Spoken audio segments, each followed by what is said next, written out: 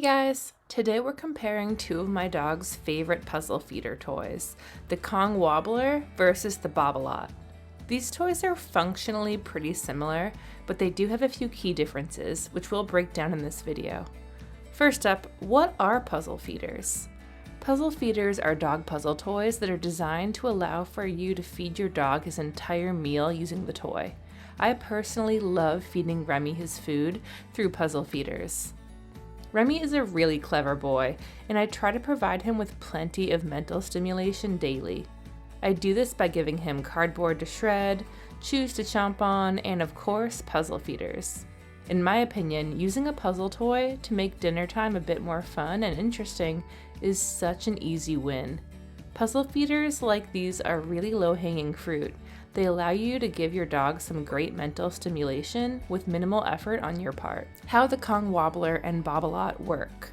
Let's break down the very basics of how these two toys work, since they function in a similar way. For this style of puzzle feeder, you pour your dog's kibble into the device. Then your dog will hit or knock the bottom-weighted toy around, dislodging food from the device piece by piece. Now let's review these toys one by one and talk about what makes each unique. The Kong Wobbler. I'm a big fan of the Kong brand. Remy loves enjoying his stuffed frozen Kongs as a form of mental enrichment, and Kong's soft squeaky animal toys are some of the only ones that can withstand Remy's rambunctious play style for more than a few days. So it's no surprise that the Kong Wobbler is a sturdy, well-built toy. It boasts that classic red Kong design, only bigger. Loading up the Kong Wobbler is incredibly easy.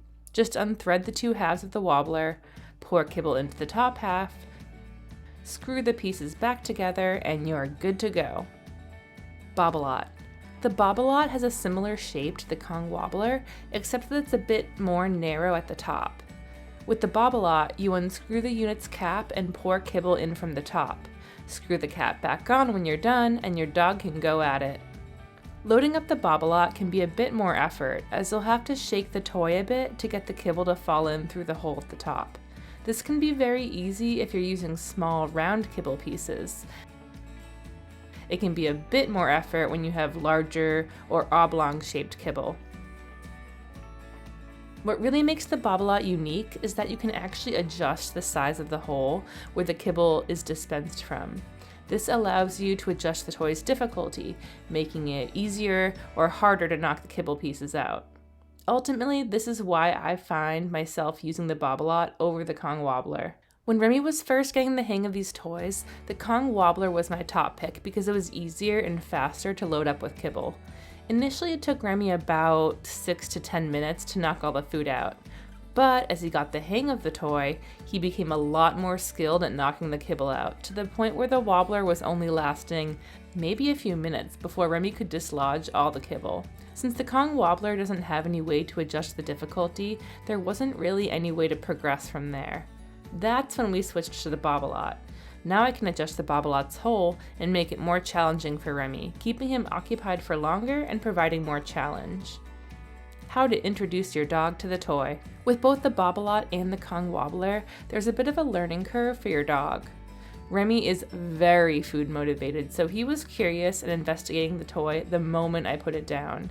He quickly figured out that nosing or pawing at the toy would make kibble fall out.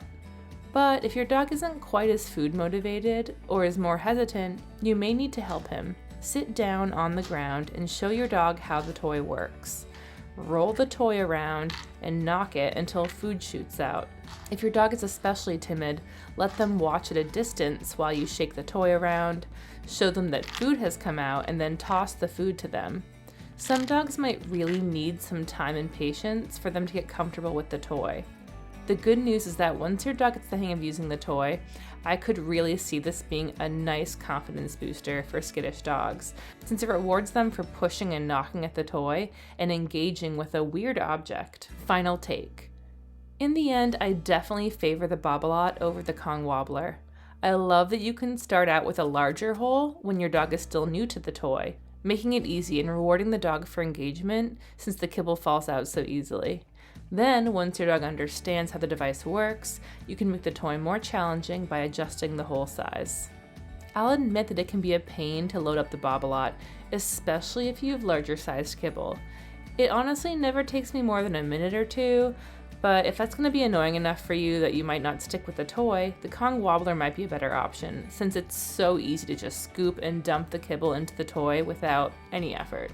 Plus, if your dog is pretty ginger or gentle with toys, the Kong Wobbler still might provide plenty of challenge, even with a single-sized dispensing slot. Lastly, I've noticed that the BobALot's narrow top allows Remy to pick up the toy and carry it over to other areas. I've seen Remy pick up the BobALot when it gets stuck in a corner or when it moves onto a floor surface he finds too challenging.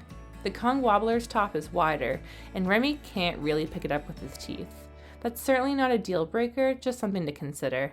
The downside to this is that the top of Remy's BobALot is starting to look a little janky with all these teeth marks.